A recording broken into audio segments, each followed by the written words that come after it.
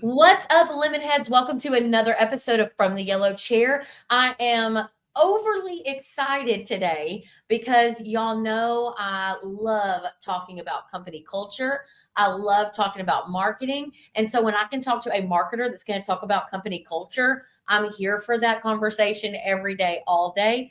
And listen, anybody listening to this podcast, whether you are a contractor now, want to be a contractor on another type of business, what we are talking about today is impactful for any type of business, no matter what you do or how you do it. We're going to talk about how you really should be focusing on culture to do great things, and how hard it is sometimes to focus on culture when you're trying to scale a business. So settle in, grab a seat. I always say, those of you that are driving, buckle up, cruise control. Let's roll talking about company culture and marketing. Let's sip some lemonade.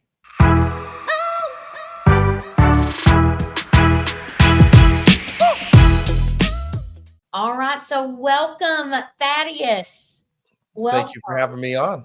Absolutely. It's great to see you. We did have to reschedule this a few times because I think you and I need a solid hour to be able to hmm talk. Well, I think the first time you were sick, the second time I was sick. So here we are, cold and flu season, Absolutely. but we made it work and we're together. So Well, and I know that you've done some great things. So you're the co-founder of On Purpose Media, still driving that train forward.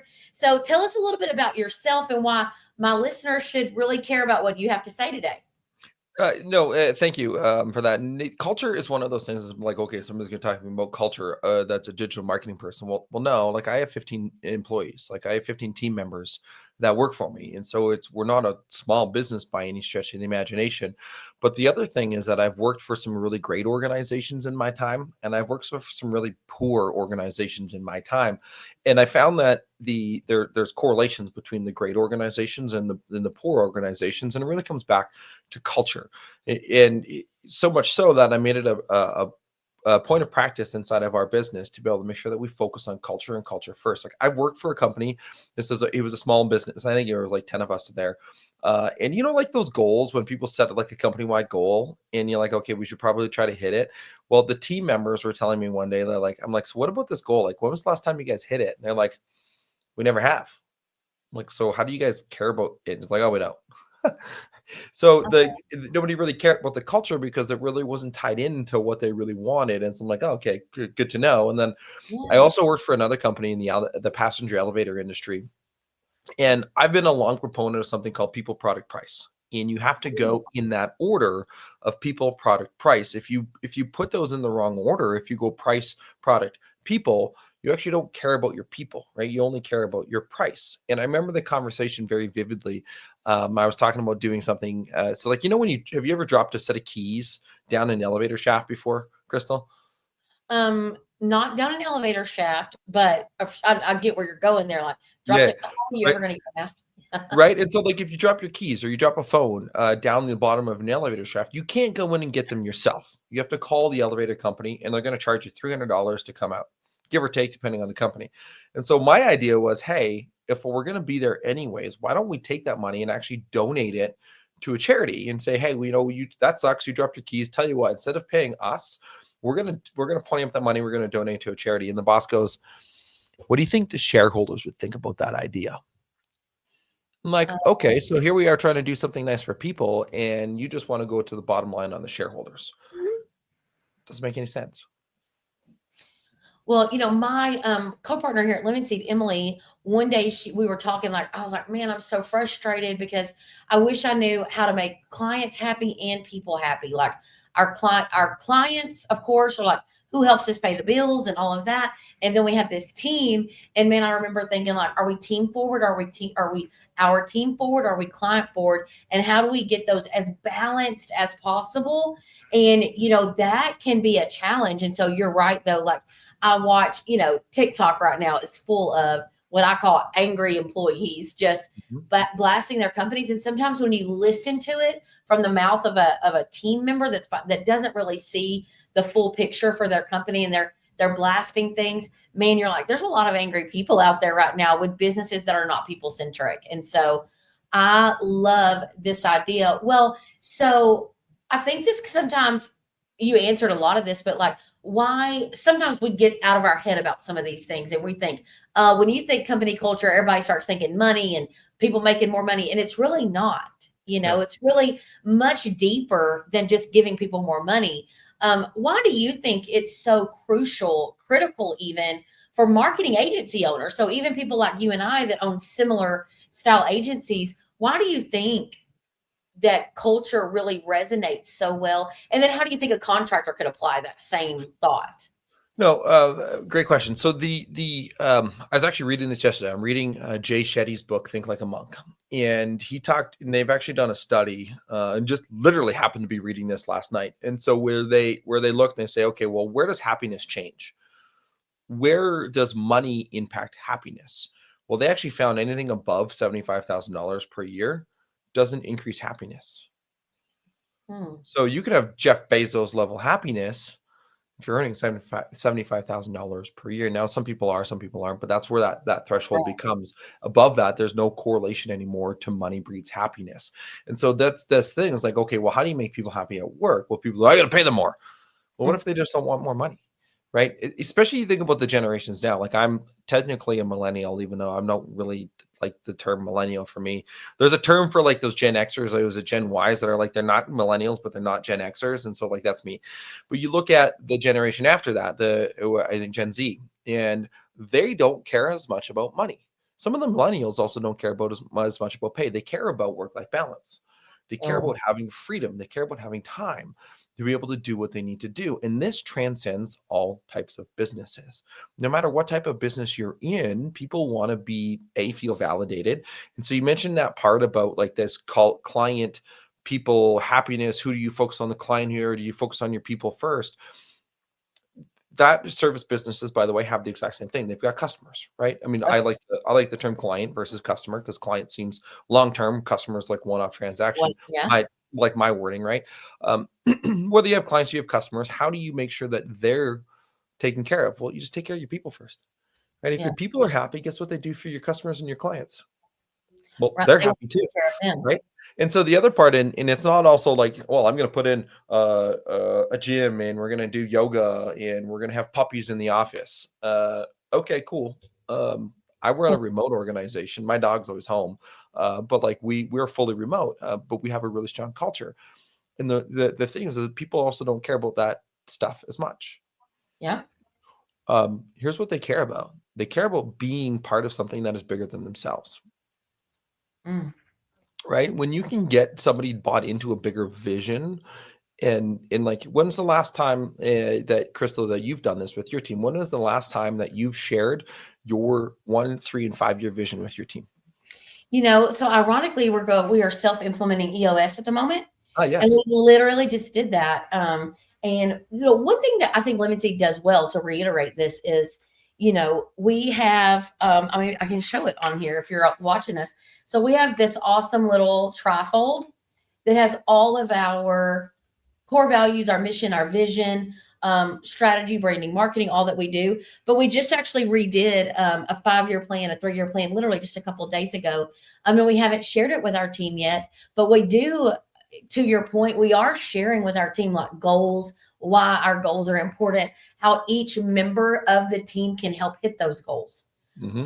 And that's actually the call that I have right after this podcast interview. Is we meet with our marketing coordinators to tell them how can they specifically help us hit our goals, and how can we help hit the clients' goals. Because honestly, when our clients are happy, our teams are happy too. So Correct. it's such a synergistic approach to things. But you're right. We need to share more of our long-term goals with our team, and just be a little bit more transparent, especially since we just re-upped them. Yeah, and you mentioned like the core values and the mission and the vision. Well, you know what? Honesty, integrity probably aren't on your core values, right? And actually encourage any single person that is listening or watching this, if you have honesty or integrity as one of your core values, that core value sucks. Mm. Like straight up. Think of a different way to phrase it. Hey, our first core value is do what's right, not what's easy, which is honesty and integrity, right? And transparency. Like it's all blended into that one core value. Because if you do what's right, not what's easy, well, now you're living an honest, transparent, truthful, integrity filled life. And Yeah. so, like thinking longer term of like, okay, well, that's good. Now, how can your team live your core values. And how can your team take those core values and live them at home? Right? Mhm. That's what we looked at. And now we also repeat our core values. We hire against them. We fire against them. We do all those things. But when you look at the longer term vision, I mean, you run a business too. Like I've built it off of revenue, and I've also forecasted my net profit on what I want my net profit to be. But here's the thing: is my team doesn't care how much money I make.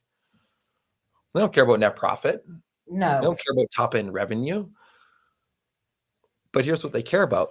When I've ran the math and we've done it backwards to say, okay, we can impact when we hit our goal in 5 years over 4,000 individual households. And people go, what? How does that work? Well, okay, if we take our average client, if we have 100 clients, and I might mess my math up here, but if we have 100 clients and each client, let's say, has 10 people that work for them, okay, well, now there's 1,000. You times that by the average people in a household, Mm. 2.3. It's a weird number, right? So you times it by 2.3, the average people in a household, and now you've got close to 3,000 people that you've impacted, plus our team members, right? And so when we tell, like, directly or indirectly, because if our marketing sucks and that business can't grow and they decline, they got to lay people off. But if they grow, they can hire more people, they can impact more families, they can impact more lives. Wouldn't you And want to be part of something like that? yeah, people. So our core values, I'll tell you really quick. So we use an acronym so that we can, remember it better. But of course, we use the acronym ZESTY. So zealous for creativity. We are E, experts in strategy. We are S, servant-minded advocates. We are T, thorough and timely, and we are Y, yielding results. And so we go over this all Mhm. the time because our team, you know what will really set my team off? It is not even necessarily a correction from me or correction from leadership, is when one of their clients are not happy. So our team is so passionate about pleasing and helping our clients grow, and not like in a cheesy way, just they're young. A lot of them are younger. And so they just get so much value from seeing their worth with clients. And so we really build into that. We celebrate when clients say positive things about our team. We celebrate internally as much as we celebrate wins externally. And so you're right. It is true. You see these like funny titles now, like, oh, she is the heart of the company implementer. She is the director of fun. And those may be a little corny to a lot of people, but honestly, if you want to care about retention of both your team and your clients, someone intentionally focusing on your team, I think, can be a game changer. Mhm. Do you have a culture steward, like a culture steward Oh, in your office, right? Like to somebody that is, because generally it's top down, right? In smaller organizations like your size, my size, it's top down. It's us who are the ones who are trying to impact that culture. But eventually it becomes you remove yourself from even you might even remove yourself from the hiring part of things, mhm. and now you're hiring team members without you involved. Same thing with the service company. When you grow to the point now you're hiring people without you involved. Well, how do you make sure that they understand the culture? Well, if you've painted that good enough picture and you've got them bought in with that culture steward, that one person that can really drive that culture, especially in the interview process, that's where it starts too. I mean, it starts to be in the hiring process, like in some of the ads and such that you put out there and talking about the culture and the core values, and it transcends that and it comes into the onboarding. But when they have that culture steward, now they can really take that messaging that you've created, that desire, the want of an amazing organization, and putting it forward. I think of Amazon. Amazon, when they first started, didn't have a lot of money. So what did Jeff Bezos do? Well, he went across to Home Depot. He got two doors, four pieces of wood, and a couple brackets, and he built desks from doors Mm. from Home Depot because desks were too expensive. You know what they still use at Amazon? Those. Desks. Those they still built them because it was this idea of if I can save money at a corporate level, I can then pass those savings down to my clients at the lower level. Now, love or hate Amazon, the idea behind that is still there, and they still leverage a lot of those same philosophies inside of it. But that's culture, right? That is culture, and it's intentional, and it's Correct. built, and it also can shift really quickly. But I know, like, one of the things that On Purpose Media does as a commitment is doing what's right over what's easy. And like, how do you think, or even when things are hard? So how do you think we should be, working with our team on those things? Like, is that some ways that we might can encourage our team to put integrity over shortcuts, or what is your, how did that come to be for On Purpose Media? Yeah, so I had one of my old bosses told me that at the end of the day, Thad, all you have is your last name and your reputation, so you better protect both. I'm like, Mm, mm. legit. And, he actually had some pretty good advice. Same one that said, the same one that said, well, what would the shareholders think? So maybe some not as good advice on it, but he was really smart in a lot of those things. And so when you look at that and saying, okay, well, at the end of the day, all I have is my last name and my reputation. I better protect both. Another one that goes into that is actually from one of my clients, is that you're only as good as your last day. Mm. Right. So if you're a marketing company and, we lose clients, I don't like to, but I lose some.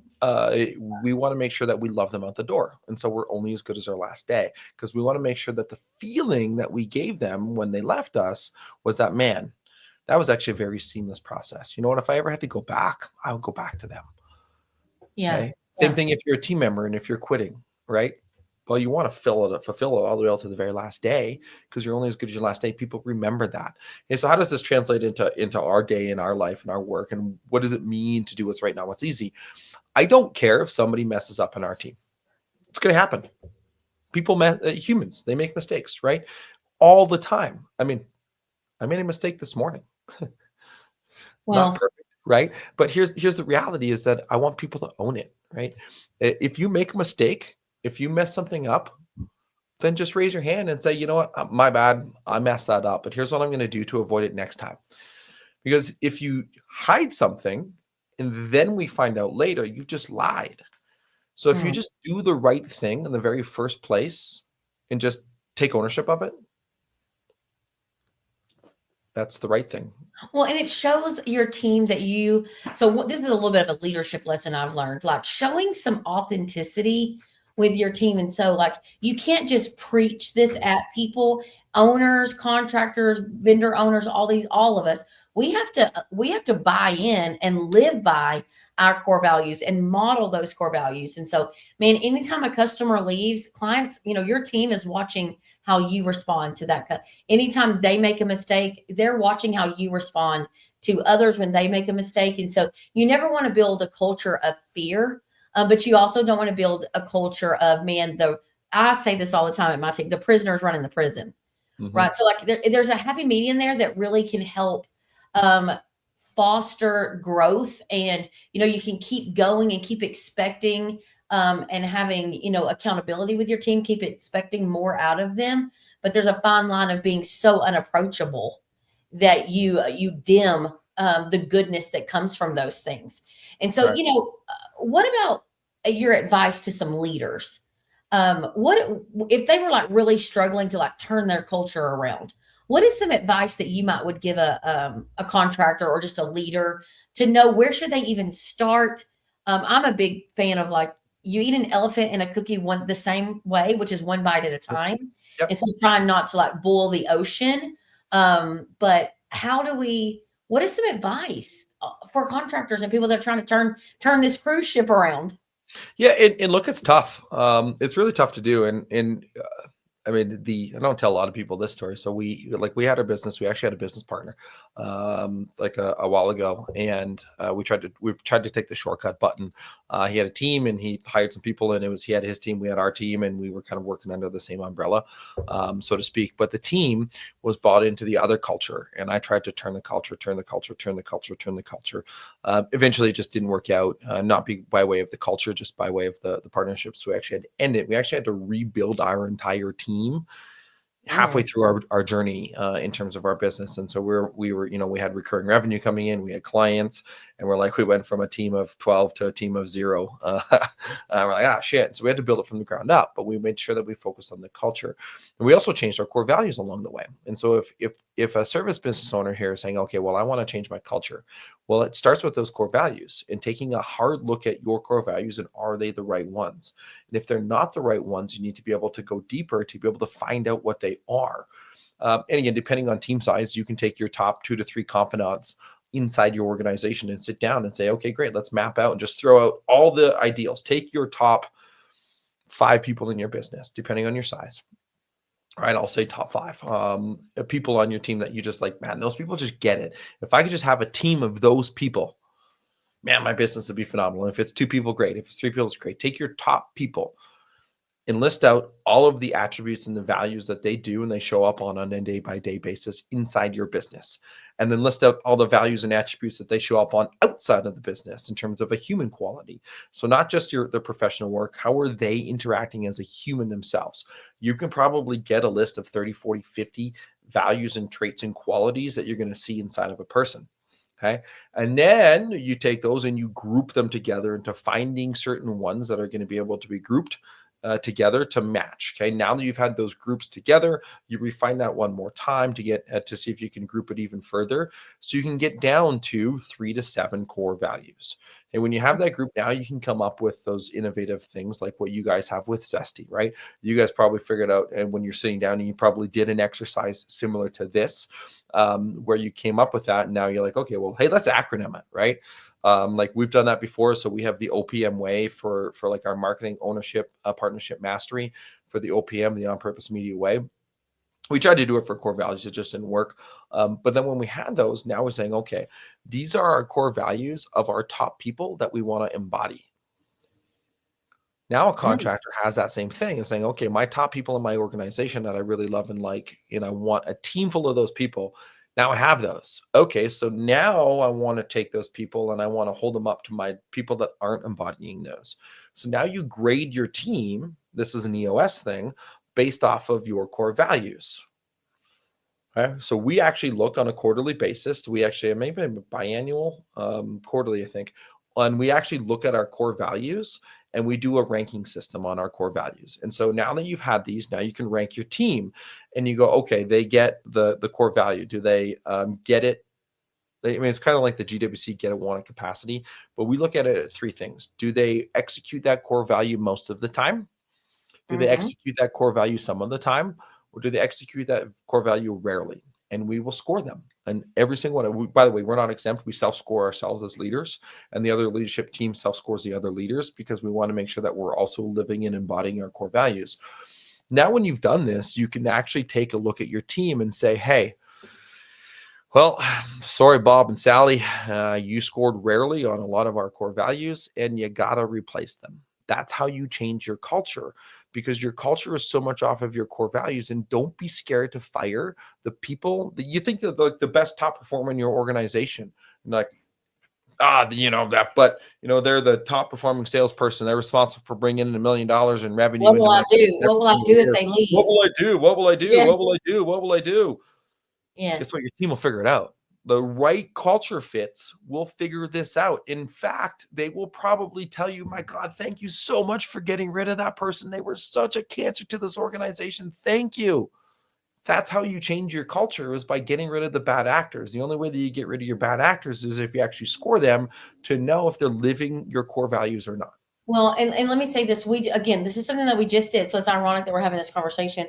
We actually kind of went through our team, and Emily asked me and Andrea, who's our ops, manager, who are 3 or, a few people on our team that we wish we had more of, kind of idea. Mhm. What is it about them? And so some of the things that popped into our head was like, they have like a head down approach. Like they just go to work. They put their head down and they work. Right now, like I know a lot of contractors are really like their CSRs and even their technicians, like getting people to focus and getting people to just get work done without questioning. And I mean, a lot of people's expectations have become skewed of what working really could be. But man, when, Yep. when you start hiring and firing based on your values and things that are important, it makes that really easy. So coaching on those up front, like even in the onboarding, like these are our expectations, like we're thorough and timely. We are servant-minded advocates. We become experts in strategy. We are zealous for creativity. When we model those things every single week, and then we have to have a growth plan for one of our client or one of our team members about how they've got to grow, it's no shock to them. We don't Mhm. fire people, and people that get fired to me should never be surprised. No, If they're surprised, there was an issue in another place. correct. But definitely an important piece there is having those documented, discussing those things, and then hiring and firing based on those things. I think Mhm. is definitely a key pitch there. So I know that as On Purpose Media has grown, you've had to work to scale your culture, which I know Lemon Seed, we went from like 0 to 60 really quickly and just trying to maintain that touch and feel. And then even being a part of my brother's companies as he's grown and scaled, like being able to reach out and touch all of your team members every day and hear phone calls and all, you start getting further and further removed from the people with the boots on the ground. And how do you do it? How do you maintain that same culture when you started with 3 or 4 people and now you're at 20 people? Yeah, I mean, look, it's tough. And then again, it goes back to that culture steward in a sense. But for me, it starts in the hiring. It really does. And so again, we're a little bit different in terms of our hiring. So that everybody goes through a hiring funnel. They actually have to watch a video. It's 3 minutes before they even apply. I mean, a lot of people skip over it. I can tell the people that skip over it because there's a secret passphrase at the very end. But we talk about our 5 core values. We talk about doing what's right now, what's easy, committed to excellence, being resourceful, being purpose driven, and having unconventional thinking right there in the hiring process. And then I ask questions in the interview process that try to uncover those 5 core values to see how they think and they align along with our core values. So are they a cultural core value fit? First off. Second interview, skills assessment. And so now we're saying, okay, are they matching our culture and our core values? And I've done the recruiting up until lately. We've just hired our first team member without me involved in the hiring process. But they match our core values because I've set that stage on how to be able to do that. The other part, and again, I don't talk with all of my team members every single day, probably should. But just by way of the business, and sometimes you just don't have that opportunity, especially if I were to triple or quadruple my team members. I think of some businesses with 100 people, well, the CEO doesn't talk to every single person, even though they probably should try. But again, having that close confidence of saying, confidants of this is our culture, this is our core values. We need to be able to hammer it home day in and day out. So right now, every Monday, I'm part of our all hands team kickoff call. I have a 5-minute segment where I usually tie something into one of our 5 core values. So now I'm talking about it. Now I'm tying something in. Now I'm telling a story. Now I'm educating, highlighting a team member, for example, on those core values. There's also opportunities sprinkled in throughout the day. And so we use Google Chat. We don't use Slack, kind of similar, but to be able to sprinkle in and reward people by way of just simple recognition or pulling something out to say, hey, that was a good use of this core value. Nice work. And so when you continue to motivate people based off of those core values and you give them the praise and the accolades based on those core values, now they say, oh, I see what they're doing. If I live the core values and I do those Mhm. things, now I'm going to get the pat on the back. I'm going to get the attaboy. I'm going to continue to live those core values. The bigger vision and mission one is a little bit more I difficult love to tie that. into. Yeah. And then the bigger mission and vision one is a little bit more difficult to tie into because it's not as an everyday thing. But if you do those things every day, and like you think about a service business, okay, well, not everybody's inside the office all day, every day. They're out driving around doing this, that, and the other thing. But if you see something that comes across your desk, and you've also have to make sure that your managers understand this too. If the manager sees something that comes across the desk, there's 2 ways that it can go. One is a manager can do the public praise. I'm always a big fan of praise in public, criticize in private, because you don't want to I mean, there's a time and a place to criticize publicly, but very rarely does it ever work. So again, you want to praise in public, criticize in private. But if the manager has the opportunity to praise that company wide, if there's a company wide Slack channel or company wide messaging channel, put it in there. Or the managers go, hey, Mr. Owner or Mrs. Owner, this person did this. I think you should send this into the thread for all to see. And so now the owner then sends it in there. So we actually just did it. We have a team member of the month award and they all said some great things. And our office admin was sending it out. I'm like, you know what? Next month, that needs to come from my account, from me. Because I think it holds a greater weight if the owner is noticing those things because I'm saying those things. Even though somebody gives it to me to be able to say, then I turn around and I post it out there. So, one thing that's been a fun thing for me is, I love public acknowledgement. I love, people feeling very accepted. And so, we use Slack. And so, and we have an internal newsletter that goes out to our team. And so I was reading over it for the operations manager. This was her first time to send it out for us. And so I was reading through there and she had collected all of these positive things that that a customer had said about our team, and she highlighted them, and then she was like, great job. So in our newsletter, she highlighted 3 of our team members, and it was just a great call out because everybody in the company gets it, and even the little jagaloons, that's my word, like even the people that are like, oh, I don't need a pat on the back, yes they do. Maybe not huge public things, but ways that you can acknowledge people's hard work, their dedication. But one thing that I'm going to take away from what you said is really publicly praising people, but connecting it to one of our core values. So, hey, this was a great campaign idea. Way to be zealous for creativity. Hey, this was a great email campaign for this client. Way to really yield results. And so that was a good takeaway that I'm going to take for my own team is like reinforcing literally an action with an actual core value moment, not just, placating people by saying, hey, you did a great job. We appreciate you. It's more like way to have a servant minded advocate attitude towards this client, helping them get it done. So that's a great call out. So I love that. I think Well, a and lot it ties into what I was saying earlier of ranking your team member. I mean, no, rank them, of, but like grading your team on core values, hiring against core values, and firing against core values ties perfectly into that.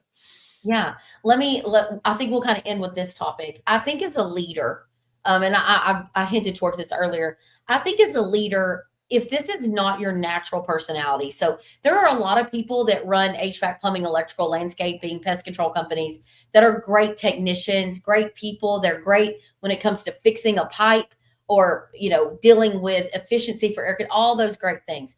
But it really, just because you're the best shortstop on the team doesn't mean you're the best leader, doesn't mean you need to be the coach of the team. So I think as leaders, when we find ourselves in these seats, if those things do not come naturally to us, the public praising, the recognizing, the patting on the back, the making the connections between our core values and actions, if that has not come natural to you, you need to find someone where it does. Your service manager, your call center manager, just literally like who does it naturally come to praise and bring it up?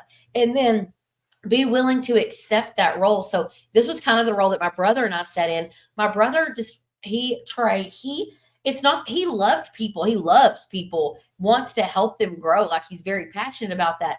But the praising and the little he doesn't need little gifts and things like that. So I would go behind and say, "Hey, so and so's anniversary is today. Send them a text." Well, he would be happy to send the text. It just naturally doesn't come to him. So we need to surround ourselves with people in our business that fill in holes where we are weak. So I'm not a great disciplinarian. I'm weak. I'm too empathetic. And so Emily, on the other hand, is better at having a kind but more direct conversation with people. I, on the other hand, am the one that goes when they're going through a divorce or there's someone's passed away in their family. So we really yin and yang well together. So I don't know if you agree with that methodology there, but especially when it comes to implementing and living out your vision, mission, and core values, like if that's not natural for you, deploy someone that is. Mm-hmm.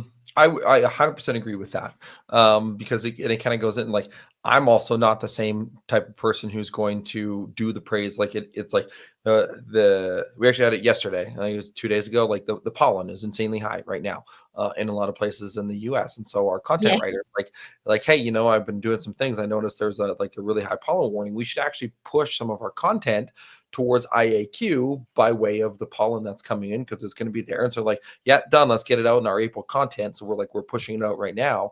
And I'm like, that was great unconventional thinking and forethought and committed to excellence. And so I made sure to note that and pumped her tires a little bit as a result of that. But most of those times that doesn't come naturally to me. So I have to work at it. But if I have others that are saying that and showing that, or even others that are going to say that, that's where that magic happens. Finding that person, as you said, to your yin and your yang is a smart move. Yeah. Yeah. I Yeah. mean, I just think it's a cool place to, and then back to what you mentioned earlier, like when we first kind of started, if we want to get better customers and we want better retention, we want to get better reviews, if we want better for our company as a whole, it really does start with the intentionality behind our culture and our employee experience. Like, don't sleep on that. Happy employees make happy customers. And so I really just think that there's some cool things that we can do. I've loved this conversation. But hey, tell me a little bit, if anybody's listening, about On Purpose Media. Maybe what are some cool things y'all do? What do y'all have coming up next? And how can people get in contact with you? Yeah, no, great. So we build websites, do SEO and Google ads for home service businesses, primarily heating and cooling, plumbing and electrical companies. One of my big passions, as you can tell, is culture. I think a lot of businesses get culture wrong, and I want to try to help them get culture right. And so that's because it's been a big part for me in drawing our business. One of the cool things that we're actually doing is on the Google ad side. So it's generally for people that are on Service Titan with adjustable capacity planning. We're working on it with House Call Pro. It's an AI optimizer. So Oh, not like the Service Titans marketing AI, whatever that they have in there. It's a little bit different. So it actually looks at your adjustable capacity. Because if it's in the middle of the summer and you're fully booked for 2 or 3 days on AC repair, why spend money on Google ads to tell them that you can't get to them for 3 days because they're going to go somewhere else? Same thing in the middle of winter if it's a furnace, right? And so if your schedule is maxed out, the AI reads it and knows to say, okay, well, let's reduce the ad spend on Google so you're not wasting money on your calls. Conversely, if you don't have as many calls open on the board, well, we want to fill those, right, the next day or two. And so it's going to increase the budget a little bit to be able to try to fill those calls, because those last couple calls of the day are your money calls, because your daily overhead is met. Now you're just covering your cost of goods sold. And so you can actually have a higher margin on those last couple of calls. So I would actually spend a little bit more money to mm. be able to have those calls filled rather than having a tech sitting idle in a truck. And Oh, that's one of the amen. cool things that we use is the AI to be able to do that on the Google ad side. Yeah. Oh, I love all of these automation pieces that are making life easier for the contractor. Mhm. To be able to have a solid branding plan without someone that doesn't know what they're doing attached to it. Yep. That can definitely be a challenge. Correct. Also, to find me, I didn't answer that part of the question, onpurposemedia.ca. Yes, it is .ca. The .com is insanely expensive. Maybe I'll buy it one day. Onpurposemedia.ca. And if you want to call me, 719-824-1377. Perfect, perfect. Well, listen, I hope from listening to this, you guys have been invigorated and energized to go back and work on your mission, your vision, your core values. Learn to do it now so that you can scale with it. If you're looking for a great digital partner and haven't considered On Purpose Media, all of his information is going to be in our show notes. So Thaddeus, thank you so much. I just adore, this is we are in East Texas, and so it's very much a strong accent that comes at you on this call. So thanks for hanging with me through that. So No uh, do to boot it. yeah, well, I any couldn't resist the Canadian ease on there. So well, but anybody that's listening, if you'd love more information, I'd love to connect you with that. Is that On Purpose Media? We would also love for you to leave us a review wherever you're listening to this podcast and follow us on social media. Until we meet again, thanks for sipping some lemonade with us. Have a great day.